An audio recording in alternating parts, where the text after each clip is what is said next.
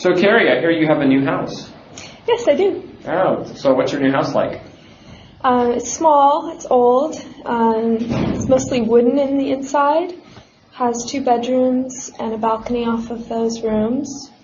And downstairs, there's a living room area and a tatami mat room, kitchen, bathroom. Wow, so do you live in the tatami room? No, there's 2 tatami mat rooms. There's one upstairs and there's one downstairs, and I don't live in either. One we use as kind of a spare room, and the other one is my roommate's bedroom. Okay. Oh, so you have a roommate? Yes. Okay. What's it like having a roommate? That's good. Yeah. That's good. I like living alone too, but sometimes it's nice to come home and have someone there. And my roommate gets home before I do, and she likes to cook, so often she's cooked dinner for me. Wow, that's nice. I know. So you do all the cleaning? Well, actually, now that you mention it, I do a lot of the cleaning, but no, not all of it. Oh, okay.